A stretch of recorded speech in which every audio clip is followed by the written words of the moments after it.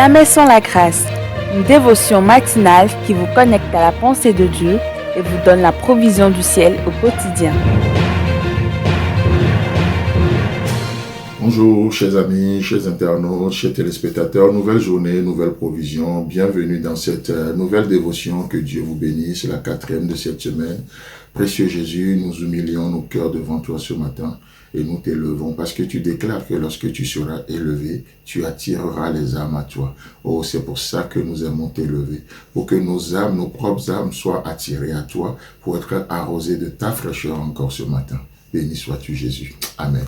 Alors, chers amis, chers internautes, nous continuons cette aventure, cette méditation. Cette méditation de cette histoire vraiment fabuleuse dans Marc chapitre 10. Et ce matin, nous considérons le verset 49. Jésus s'arrêta et dit, appelez-le. Et il appelait l'aveugle en disant. Voyez, donc du coup, parce que Jésus-Christ s'est arrêté, Jésus-Christ a considéré l'aveugle, Jésus-Christ a adressé un appel à cet aveugle Bartimée, fils de Timée.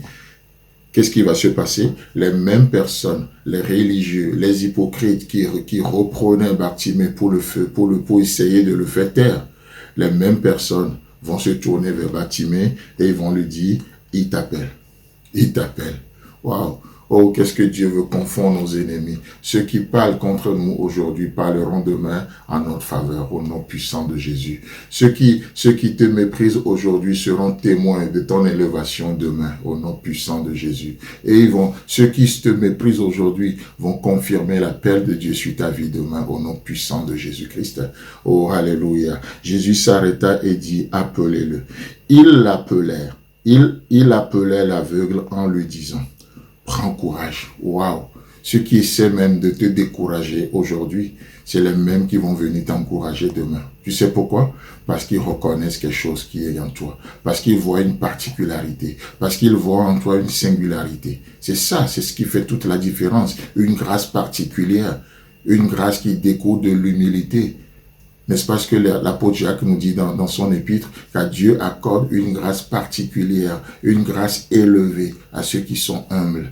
C'est pour ça, peu importe la situation présente, vous et moi, nous avons juste besoin de marcher dans l'humilité, de continuer à chercher la face de Dieu. Je sais plus, c'était la semaine dernière, on parlait de peu importe notre condition, une chose qu'on doit continuer de faire, c'est de continuer à cultiver une relation avec les Écritures. Comme Bartimée, il connaissait les Écritures, c'est pour ça que lorsqu'il avait entendu que c'était Jésus de Nazareth, qu'est-ce qu'il va faire?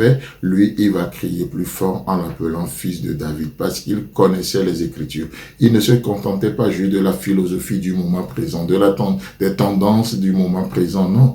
Il connaissait les Écritures. Et lorsque le moment est venu, il a su discerner. La parole de Dieu nous donne du discernement. La parole de Dieu nous remplit du discernement. Voyez-vous? Donc, c'est important de voir comment Dieu est capable de renverser les tendances. Il est ce Dieu qui change les temps et les circonstances. Il est ce Dieu qui renverse les tendances.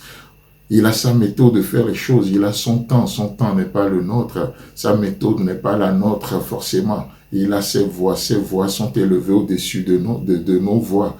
N'est-ce pas ce que la Bible nous dit? Donc, il appelait l'aveugle en lui disant, prends courage, lève-toi, il t'appelle.